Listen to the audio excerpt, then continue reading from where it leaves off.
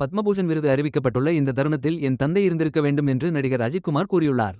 இதனை பார்த்து நிச்சயம் தந்தை பெருமை கொள்வார் என்று கூறியுள்ள அஜித், 25 ஆண்டுகளாக உற்ற துணையாக இருக்கும் மனைவி ஷாலினி மற்றும் ரசிகர்களுக்கு நன்றி தெரிவித்துள்ளார். நாட்டின் உயரிய விருதுகளில் ஒன்றான பத்மபூஷன் விருது நடிகர் அஜித்குமாருக்கு அறிவிக்கப்பட்டுள்ளது. 30 ஆண்டுகளுக்கும் மேலாக கலைத்துறையில் அளித்து வரும் பங்களிப்பு காரணமாக இந்த விருதினை மத்திய அரசு வழங்கியுள்ளது. இதனால் அஜித்குமார் ரசிகர்கள் சோசியல் மீடியாவில் உற்சாகத்தை வெளிப்படுத்தி வருகின்றனர்.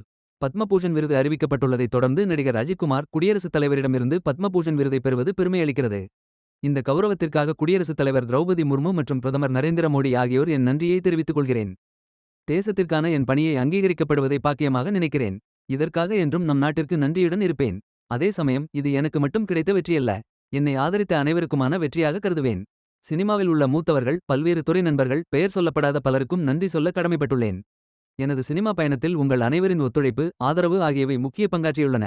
இந்த நேரத்தில் என் அப்பா இருந்திருக்க வேண்டும் என ஆசைப்படுகிறேன். இருப்பினும் அவர் நிச்சயம் பெருமையாக உணர்வார். என் மீது அளவு கடந்த அன்பை பொழிந்து எண்ணற்ற தியாகங்களை செய்த என் அம்மாவுக்கு நன்றி. அதேபோல் 25 ஆண்டுகளாக எனக்கு உற்ற துணையாக இருக்கும் என் மனைவி ஷாலினிக்கும் நன்றி.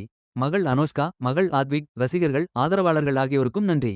உங்கள் அன்பும் ஆதரவும் எப்போது எனது பயணத்திற்கான ஆர்வத்தையும் அர்ப்பணிப்பை வழங்க தூண்டுதலாக இருந்துள்ளது. அதனால் இந்த விருது எனக்கு மட்டுமல்லாமல் உங்களுக்கானதாகவும் இருக்கும்.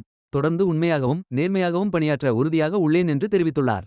மேலும் இது போன்ற தகவல்களுக்கு நமது சேனலை சப்ஸ்கிரைப் செய்யவும்.